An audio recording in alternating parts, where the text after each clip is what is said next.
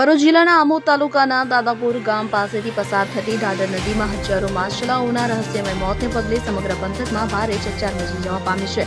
તો નદી કિનારે ફેલાયેલી તીવ્ર દુર્ગંધને કારણે ગંભીર આરોગ્ય અને પર્યાવરણીય જોખમ ઊભું થયું છે. સ્થાનિકો દ્વારા કોઈ ઔદ્યોગિક એકમ દ્વારા નદીમાં ઝેરી કેમિકલયુક્ત પ્રદૂષિત પાણી છોડવામાં આવ્યું હોવાની આશંકા વ્યક્ત કરવામાં આવી રહી છે, જે મગરો સહિતના જળચર પ્રાણીઓ અને ખેતી માટે જીવલેણ બની શકે છે. ત્યારે આ ઘટનાના 2 દિવસ વીતી જવા છતાં જવાબદાર અધિકારીઓ દ્વારા કોઈ નક્કર પગલાં ન લેવાતા લોકોમાં ભારે રોષ જોવા મળી રહ્યો છે, જેથી સ્થાનિકો દ્વારા માત્ર પાણીના સેમ્પલ લેવાને બદલે આ ગંભીર બેદરકારી દાખવનારા દોષિતો સામે કડક કાનૂની કાર્યવાહી કરવામાં આવે તેવી માંગ કરવામાં આવી રહી છે, જેથી ભવિષ્યમાં આવી ઘટનાઓ અટકાવી શકાય.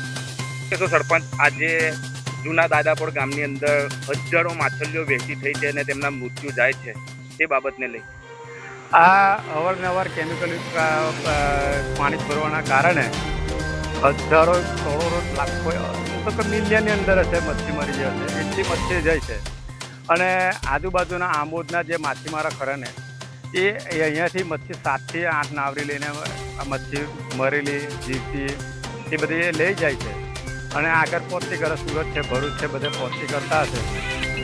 એ મચ્છી કેમિકલયુક્ત મચ્છી ખાવાના કારણે લોકોને ઘણા રોગ થવાની સંભાવના છે. કેન્સરના જેવા રોગો થાય, એસિડિટી જેવા રોગો થાય, ઘણા બધા રોગો થવાની સંભાવના છે. આ કેમિકલયુક્ત પાણી અવારનવાર છોડવામાં આવે જ છે, કોઈ બંધ કરતા નથી.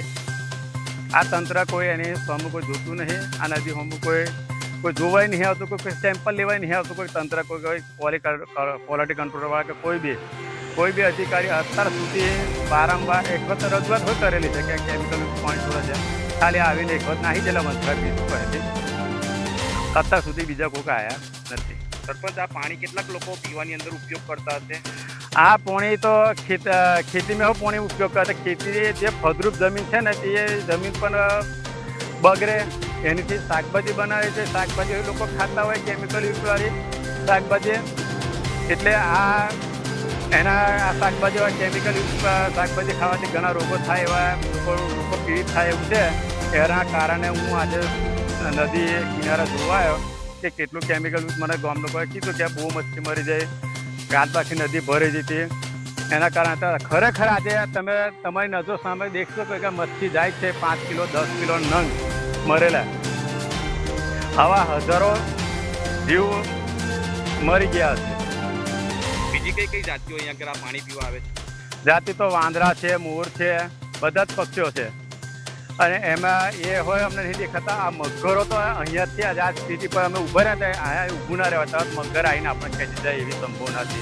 પણ અમને તમે આ જોઈ શકો કે એક પણ મગર દેખાતો નથી.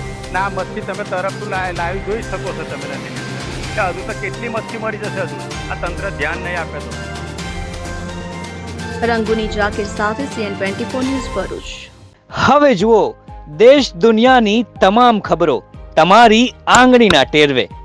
ઉઠાવો મોબાઈલ અને Google Play Store પરથી ડાઉનલોડ કરો અમારી CN24 ન્યૂઝ મોબાઈલ એપ.